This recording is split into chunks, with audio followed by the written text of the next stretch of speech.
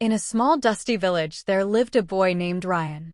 His house was made of broken bricks and a tin roof that leaked every time it rained. Some nights he would wake up to water dripping on his face, but he never complained. Ryan's father worked as a daily wage laborer.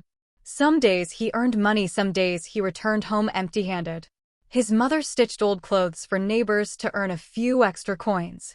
Life was not just hard, it was uncertain. At school, Ryan often felt different. His shoes were torn, his uniform was faded. Other children laughed at him, and some even refused to sit beside him because he looked poor. Their words hurt more than hunger ever did. But Ryan had something they did not, a dream. Every evening after helping his father carry bricks at construction sites, he would sit under a streetlight and study. They had no electricity at home, so that streetlight became his classroom. People passing by would sometimes shake their heads and say, "Poor boy, studying will not change his fate." But Ryan believed otherwise. One winter night his father fell seriously ill. Without money for proper treatment, things became worse. Ryan watched helplessly as responsibilities fell on his small shoulders.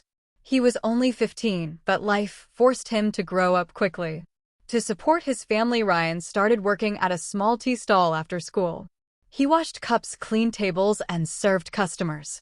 The owner was strict and some customers treated him like he was invisible, yet he never lost his humility. One day a well-dressed businessman started visiting the tea stall regularly. He noticed something unusual. During free moments, Ryan would read old borrowed books instead of resting. Curious, the businessman asked, "Why do you study so hard after working all day?" Ryan replied softly, "Because I do not want my mother to work forever. I do not want my father to suffer without medicine. I want to change our life." The businessman saw determination in his eyes, something rare. A week later, he returned with an offer. He smiled and said, "I was never afraid of being poor. I was afraid of stopping my effort." The first thing he did with his success was rebuild his parents' house, not a mansion, but a strong, beautiful home where rain never entered. He also opened a small free evening school for underprivileged children who, like him, once studied under streetlights.